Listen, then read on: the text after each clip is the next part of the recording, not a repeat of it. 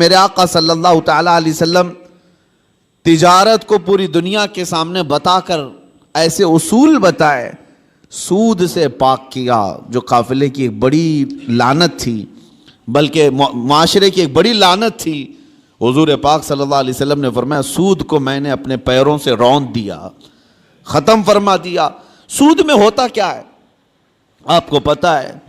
جس کو آپ بیاج کہیں، بڈی کہیں یا جو بھی نام دے دیں، لیکن بڑھا کر کے لینا، کسی کو قرض دینا اور اس سے بدلے میں بڑھا کر کے لینا۔ 100 روپیہ قرض دیا، 110 روپے لیا، 120 روپے لیا، بلکہ 101 روپے بھی لیا، تو یہ سود ہو گیا۔ جس کو قرض دیا اور بدلے میں بڑھا کر کے لیا، صرف پیسے میں نہیں، کسی بھی چیز میں وہ بڑھا کر کے لینا، یہ سود کہلاتا ہے۔ اور یہ اسلام میں بہت عظیم گناہ اس کو بیان کیا گیا۔ کیوں؟ وجہ کیا ہے؟ اس میں بندوں کا حق مارا جاتا ہے۔ ایک بندہ قرض میں ڈوبتا چلا جاتا ہے اور دوسرا امیر ہوتا چلا جاتا ہے۔ یہ نظام آج دنیا کے یہودیوں نے قائم رکھا ہے، پوری دنیا کو کریڈٹ پر چلاتے ہیں۔ زبردستی تمہیں کریڈٹ کارڈ پکڑائیں گے، کیوں؟ سود بھرتے رہو۔ تم اپنے حلال کمائی کی قیمت، اپنے پسینے کی قیمت ان کو سود میں چکاتے رہو، بھرتے رہو۔ لوگوں کو احساس بھی نہیں ہوتا۔ یہ دنیا اس عظیم لعنت میں تمہیں لے کر کے جا رہی ہے۔ میرے آقا صلی اللہ تعالیٰ علیہ وسلم نے ارشاد فرمایا جس نے سود کا ایک لقمہ کھایا اس کا گناہ اتنا بڑا ہے کہ جیسے کہ اس نے خانہ کعبہ کے سامنے اپنی ماں سے زنا کیا، اتنا بڑا اس کا گناہ ہے۔ بلکہ ایک حدیث میں 73 درجے گناہ کے ہیں، سود کھانے والے کے گناہ 73 درجے کے ہیں، 73۔ اس میں سے پہلا درجہ یہ ہے کہ وہ ماں کے ساتھ بدکاری کیا ہو۔ عزیزان گرامی وقار، اس کو اتنا سخت کیوں بیان کیا گیا؟ بندوں کے حقوق مارے نہ جائیں، بندوں کے حق تلف نہ ہوں۔ امانت کے ساتھ جو معاملات ہوتے تھے، آپ دیکھیں وہی چیز آج ہمارے معاشرے سے ختم ہونے لگ گئی ہے۔ آج تمہیں لون لینے کی ضرورت کیوں پیش آنے لگی؟ آج قرض جہاں پر بھی جائیں گے تمہیں بیاج کے ساتھ لینے کی ضرورت کیوں پیش آ رہی؟ اس کی وجہ یہی ہے کہ آپس میں اعتماد اور بھروسہ ختم ہو گیا۔ قرض حسن کون دینے والا ہے آج ایک مسلمان اٹھے اور دوسرے کے پاس جائے اور کہے کہ مجھے 5 لاکھ کی ضرورت ہے، اللہ ماشاء اللہ، کون ہوگا؟ قریب سے قریب ترین دوست بھی منہ پھیر لیتا ہے۔ اس کی وجہ صرف ایک طرفہ نہیں ہے، 2 طرفہ ہے۔ قرض لینے والا اور قرض دینے والا دونوں کے درمیان اعتماد کا رشتہ نہیں ہے۔ کچھ لوگ قرض لیتے ہیں لیکن وہ دینا نہیں چاہتے، یہ بھی بندوں کے حقوق کی پامالی ہے۔ ان کو کیوں دیا جائے قرض؟ لوگ ڈرتے اسی لیے کہ 5 لاکھ دوں کہ 1 لاکھ دوں، یہ تو دینے کا نام ہی نہیں لیتا۔ اور کچھ لوگوں کی لت پڑ جاتی عادت، اس سے بھی مانگا اس سے بھی مانگا اور قرض میں ڈوبتے چلے گئے، وہ ایسے بھکاری بن جاتے ہیں کہ ان کے لیے دروازے بند ہو جاتے ہیں۔ حدیث پاک سنو، رسول کریم صلی اللہ علیہ وسلم ارشاد فرماتے ہیں جس نے قرض لیتے وقت یہ سوچا کہ دیکھا جائے گا ادا کرنے کی اس کی نیت نہیں تھی، حضور صلی اللہ تعالیٰ علیہ وسلم فرماتے ہیں اس پر اللہ تعالیٰ زمین کو اور تنگ کر دیتا ہے، اس کے لیے دروازے تنگ ہو جاتے ہیں۔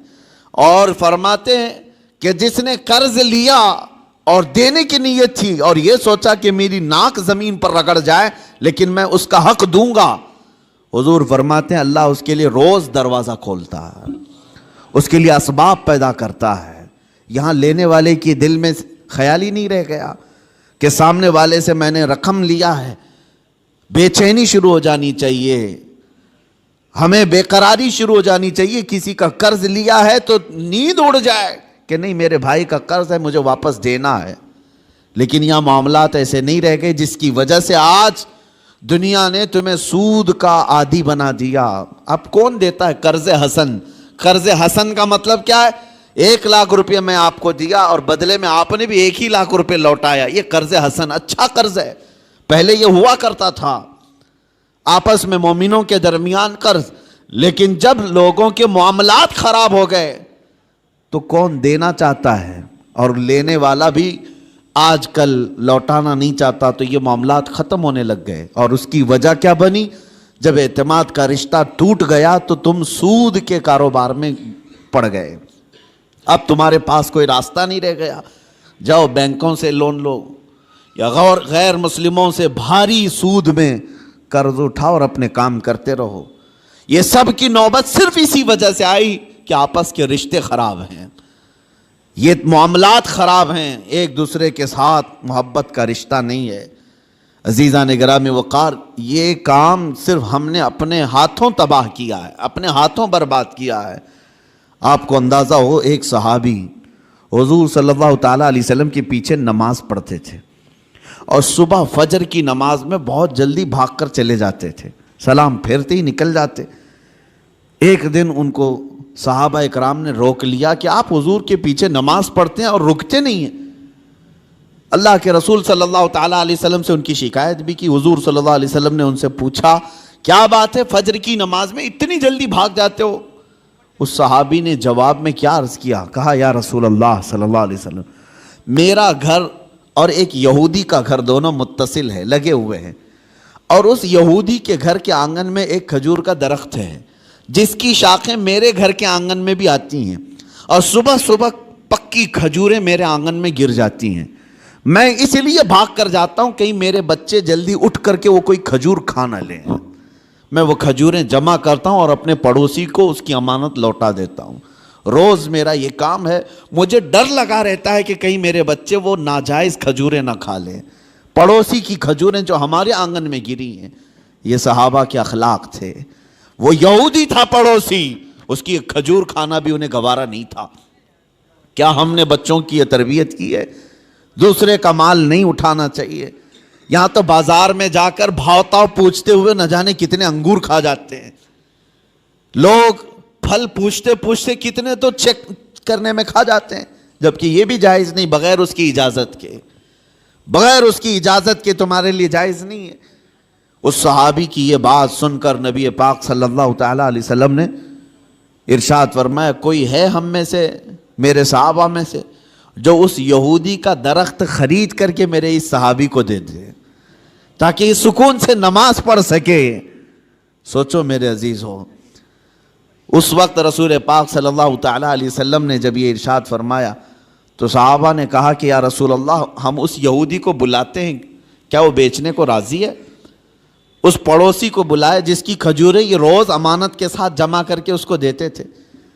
وہ آیا, حضور صلی اللہ علیہ وسلم نے پہلے اس سے کہا کہ تو یہ اپنا درخت میرے اس صحابی کو دے دے. کہا کہ ایسے تو نہیں دے سکتا. کہا بدلے میں تو جنت کی کھجوروں کے درخت لے لے. اس نے کہا مجھے اس چیز پر یقین نہیں ہے, اگر بیچنا ہے تو میں قیمت میں بیچوں گا. جب حضور نے یہ جنت کی بات کی تو صحابہ جو بیٹھے تھے اس میں سے ایک صحابی حضرت ابو دحدہ وہ کھڑے ہوئے. کہا یا رسول اللہ صلی اللہ علیہ وسلم, اس ایک درخت کے بارے میں آپ نے فرمایا ہے کہ جنت کے درخت ملیں گے, کیا یہ میں اگر خرید لوں تو مجھے بھی ملیں گے؟ میں اگر خرید کر کے اس صحابی کو دے دوں؟ حضور صلی اللہ تعالیٰ علیہ وسلم نے ابو دحدہ سے کہا, اگر تم خرید کر کے دیتے ہو تو اللہ تجھے بھی بہترین باغیچہ عطا کرے گا. وہ حضرت ابو دحدہ اس یہودی کا ہاتھ پکڑ کر کے باہر لاتے ہیں, چلو ہم ڈیل کرتے ہیں, ایک درخت میرے بھائی کو تجھے دینا ہے, بدلے میں بتا کیا لینا چاہتا ہے, کیا لینا چاہتا ہے. وہ مانتا نہیں تھا. حضرت ابو دحدہ کون صحابی ہیں میں آپ کو بتا دوں, اوالی مدینہ, مدینہ کا ایک علاقہ جہاں آج بھی اوالی اس کو کہتے ہیں, مسجد قباء کے قریب, وہاں کے کھجوریں دنیا کی سب سے بہترین کھجوریں مانی جاتی. اوالی مدینہ دنیا کی سب سے بہترین کھجوریں, مدینے میں بھی اوالی مدینہ کی کھجوریں سب سے اعلیٰ, اور اوالی مدینہ میں سب سے حسین و جمیل کسی کا باغیچہ تھا تو حضرت ابو دحدہ کا تھا. بہترین گھر بھی تھا اس باغیچے کے اندر, اور بہترین خوبصورت باغیچہ جس میں نہر بھی تھی. حضرت ابو دحدہ نے کہا کہ اس یہودی سے, تو مجھے جانتا ہے؟ کہا کہ تجھے مدینے کا کون آدمی نہیں جانتا, تو ابو دحدہ ہے, باغیچے کے نام سے ہی لوگ جانتے ہیں, حسین و جمیل باغیچہ ہے. حضرت ابو دحدہ نے کہا کیا تو اس بات پر راضی ہے کہ میں وہ پورا باغیچہ اس ایک درخت کے حوالے دیتا ہوں, چاہتا ہوں یہ ایک درخت تو دے دے میرے اس بھائی کو, میں باغیچہ پورا دے دوں. اس یہودی نے کہا کیا مذاق ہے یہ؟ کیسا مذاق ہے؟ اس نے کہا رسول اللہ کی بات پر میں کبھی مذاق نہیں کرتا اور نہ ہی مسلمانوں کو یہ زیب دیتا ہے، میں معاملات کر رہا ہوں تیرے ساتھ۔ اس یہودی نے کہا کوئی بات نہیں، درخت میں دینے کو تیار ہوں۔ ابو دہدہ نے وہیں پر جو کچھ لکھنا پڑھنا تھا سب کر لیا، بیچ دیا، نہ کوئی قیمت لینی تھی اس سے، کچھ نہیں۔ ایک درخت جو یہودی کے آنگن میں تھا بس وہی خریدنا تھا، وہ بھی اکھاڑ کر کے نہیں، وہ درخت تو وہیں رہے گا نا، لیکن ملکیت اس مسلمان کی ہوگی، صحابی کی۔ اس بات پر طے ہوا، باغیچہ بیچ دیا گیا۔ اب حضرت ابو دہدہ اپنے باغیچے کے باہر آئے، سنیے، باہر آئے اور باہر سے اپنی بیوی کو پکارا، یا ام الدہدہ، اپنی بیوی کو زور سے پکارنے لگے۔ تو ان کی بیوی اندر باغیچے کے اندر اپنے حسین و جمیل گھر میں تھی، وہاں سے آواز سن کر کے کہتی ہیں کیا بات ہے کہ تم اندر نہیں آتے، باغیچے کے باہر سے مجھے آواز دے رہے ہو؟ ابو دہدہ نے کہا میں نے باغیچہ بیچ دیا، تو بھی باہر آ جا۔ عورتیں تو عورتیں ہوتی ہیں، لیکن وہ کمال کی عورتیں تھیں۔ وہ باہر نکلی اپنے گھر سے اور کہتی ہیں ابو دہدہ مجھے تمہاری عقل پر پوری زندگی سے زیادہ یقین ہے، یقیناً سودا کیا ہوگا تو بہترین سودا کیا ہوگا، ایسے تو تم اتنا حسین باغیچہ بیچ نہیں سکتے، اگر بیچا ہوگا سودا کیا ہوگا تو بہترین سودا کیا ہوگا۔ وہ گھر سے اسی وقت نکل آئی، ابو دہدہ گھر باغیچے میں بھی نہیں گئے، گھر میں بھی نہیں گئے۔ یہودی سے کہا آج سے تیرا ہے یہ باغیچہ۔ وہ باہر آئی، خاتون پوچھا کتنے میں تم نے یہ باغیچہ بیچا ہے؟ تو حضرت ابو دہدہ نے ہنس کر کے کہا میں نے یہ رسول اللہ کے ہاتھ میں بیچا ہے، جنت کے ایک باغیچے کے حوالے۔ اللہ تبارک و تعالیٰ کے رسول جسے وعدہ کریں وہ جھوٹا نہیں ہوتا۔ ام دہدہ نے ہنس کر کے کہا مجھے میری جان سے زیادہ تمہاری عقل پر یقین تھا، یقیناً تم نے جو سودا کیا وہ دنیا کا سب سے عظیم سودا ہے۔ چلو یہ نہیں ماتم کیا کہ کیسے بیچ دیا، کس کو کس کی باتوں میں آ کر کے کیا کر دیا۔ وہ خاتون بھی صحابیہ تھیں، رسول پاک صلی اللہ علیہ وسلم پر ایمان رکھتی۔ تو باہر آئے یہ دونوں لوگ۔ اب سنیے، وہ یہودی جو ہے رات کو اپنی بیوی کے پاس آتا ہے اور ہنستا ہے۔ مسلمانوں سے بڑا بیوقوف میں نے کسی کو دیکھا نہیں۔ انہوں نے میرے آنگن میں موجود ایک درخت کے بدلے مدینے کا ایک حسین و جمیل باغیچہ میرے ہاتھ میں دے دیا، لیکن یہ بھی تو دیکھو کہ درخت تو وہ ہمارا ہی رہے گا، وہ ہمارے آنگن میں ہے، درخت کو کون اکھاڑے گا، کون نکالے گا؟ وہ اپنی بیوی سے رات بھر ہنسی مذاق کرتا رہا کہ مسلمانوں کو میں نے بیوقوف بنا دیا۔ اور وہ صحابی جو صبح نماز سے فوراً بھاگ کر اپنے گھر آتے تھے کھجوریں چننے کے لیے، آج وہ مسجد نبوی میں حضور کے پیچھے نماز پڑھ رہے ہیں، سکون و اطمینان کے ساتھ نماز پڑھتے رہے۔ اور اس کے بعد نماز ہو گئی تو حضور صلی اللہ تعالیٰ علیہ وسلم نے صحابہ سے کہا کہ چلو اس صحابی کے ساتھ چلتے ہیں وہ درخت دیکھنے کے لیے، اس لیے کہ کسی کا گمان ہے کہ اس نے مسلمانوں کو بیوقوف بنا دیا۔ حضور پاک صلی اللہ تعالیٰ علیہ وسلم صحابہ کے ساتھ آئے اور اس صحابی کے گھر کے پاس جو یہودی کے آنگن میں درخت تھا، صحابہ فرماتے ہیں جب ہم قریب پہنچ کر کے دیکھے تو وہ درخت خود اکھڑ کر کے اس صحابی کے آنگن میں آ چکا تھا، خود ان کے آنگن میں وہ درخت موجود تھا۔ عزیزان گرامی وقار، یہ لمبی حدیث ہے، اس میں مجھے جو عرض کرنا تھا وہ یہی تھا کہ اس صحابی کے عمل کو دیکھو کہ وہ ایک مشت کھجوریں بھی اپنے بچوں کو ناجائز طریقے سے نہیں کھانے نہیں دینا چاہتے۔ ہمارے معاملات جب خراب ہو گیا تو لوگوں کا اعتماد اور بھروسہ بھی نکلنے لگ گیا۔ یہاں لوٹ کھسوٹ ایسی کچھ چیزوں کی میں نشاندہی کرتا ہوں کہ اللہ کا عذاب کس قوم پر آیا تھا۔ ایک بہت بڑی قوم، حضرت شعیب علیہ السلام کی قوم، ان کے بارے میں قرآن میں ہے وَيَا قَوْمِ أَوْفُوا الْمِكْيَالَ وَالْمِيزَانَ بِالْقِسْطِ وَلَا تَبْخَسُوا النَّاسَ أَشْيَاءَهُمْ۔ حضرت شعیب علیہ السلام اپنی قوم کو بار بار ڈراتے تھے کہ ماپ تول میں کمی مت کرنا، ناپ تول میں کمی مت کرنا، برابر انصاف کے ساتھ لوگوں کو غلہ دیا کرو۔ وہ لوگ کیا کرتے تھے جس کو ڈنڈی مارنا کہتے ہیں، یعنی کلو کے کانٹے میں جو ہے فرق کر دینا، اور کہیں سے کچھ نہ کچھ سیٹنگ کر کے مال تھوڑا سا سامنے والے کو کم جائے۔ اس گناہ میں مبتلا تھی وہ قوم، اور اس کو اللہ کے نبی حضرت شعیب علیہ السلام اس قوم کو ڈراتے رہے، یہ زمین میں فساد ہے، اس چیز سے باز آؤ، وہ باز نہیں آتے تھے۔ جانتے ہو ناپ تول میں کمی کرنے کی وجہ سے اللہ کا بھیانک عذاب ان پر آیا، بہت سخت ترین عذاب آیا۔ قوم شعیب ہمیشہ کے لیے ہلاک کر دی گئی، اس کو قوم سمود بھی کہتے ہیں۔ حضرت شعیب علیہ السلام کی قوم پوری ہلاک و برباد ہو گئی، ناپ تول میں کمی کرتی تھی۔ آج ہو سکتا ہے کہ ترقی یافتہ دور میں ناپنے کی چیزیں بدل گئی ہوں، لیکن اگر اس میں بھی کوئی خیانت کرتا ہے ایک ذرہ برابر بھی، وہ اللہ کے عذاب میں گرفتار ہوگا، اس کی برکتیں ختم کر دی جائیں گی، اس کے چہرے کی رونق ختم کر دی جائے گی۔ اسی لیے میرے عزیزو، ان معاملات میں پابند ہو جاؤ اور دیکھنا کہ ہمارے معاملات بالکل صحیح ہو جائیں گے۔ غیر مسلموں کے حالات تو آج ایسے کہ وہ لوگ اس چیز پر سختی کرتے ہیں، ان کی مارکیٹ میں سب ایک دوسرے کے تعاون کرنے والے ہیں، اور مومنوں میں ایک دوسرے کا تعاون کرنے والا نہیں۔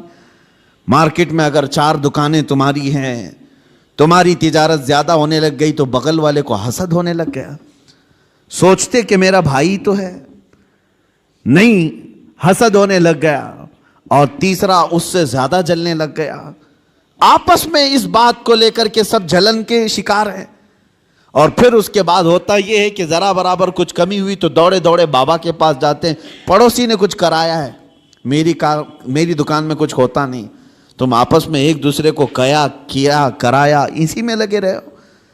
بلکہ ہم کچھ بازاروں میں گئے ہیں، دیکھا ہے، اور کسی کی دکان پر، غیر مسلم کی بات کر رہا ہوں، کوئی سامان نہیں مل رہا ہے، تو وہ سامان نہیں مل رہا ہے تو یہ نہیں کہتا کہ چلے جاؤ دوسری جگہ، بلکہ وہ وہیں کھڑا ہو کر کے اپنے کسی بھائی کا ریفرنس دیتا ہے، کہتا ہے فلاں جگہ یہ ملے گا، یہاں جا اور میرا نام لے کر کے کہو۔ وہ آپس میں تعاون ہے ایک دوسرے کا۔ مومنوں، آپ سب لوگ ایک دوسرے کے تعاون میں جب تک نہ آئیں تو رحمت خداوندی سے محروم رہو گے۔ اللہ تبارک و تعالیٰ کا عذاب آئے گا معاملات میں خراب ہونے سے۔ اسی لیے سود کو حرام اسی لیے کیا گیا تھا کہ دوسروں کے حق نہ مارے جائیں، دوسرا کوئی غریب سے غریب تر ہوتا جائے اور تم امیر سے امیر تر ہوتے جاؤ، یہ جائز نہیں اسلام میں۔ یہاں تک کہ غلہ جمع کر کے رکھنا اور وقت آنے کا انتظار کرنا، یہ بھی حرام ہے، حرام ہے۔ چاول کو ذخیرہ کر لیا، احتکار اس کو کہتے ہیں، اس کو جمع کر کے رکھ لیا اور سوچتا رہا کہ مارکیٹ میں چاول جب کم ہوگا تو میں اپنا غلہ باہر نکالوں گا، اور اس وقت جو 100 روپے کلو کا چاول ہوگا میں 500 روپے کا بیچوں گا۔ یہ احتکار سخت ترین حرام ہے۔ کچھ لوگ ذخیرہ اندوزی کرتے ہیں، پیاز کو، آلو کو، چاول کو، گیہوں کو، یہ جو روز مرہ کی ضروریات ہیں، اس کو جمع کر کے کئی گوڈاؤن میں سیف کر دیا، اور اس کے بعد مارکیٹ پر نظر رکھتے رہتے، مارکیٹ میں جب یہ چیزیں کم ہوں گی ہم اپنا غلہ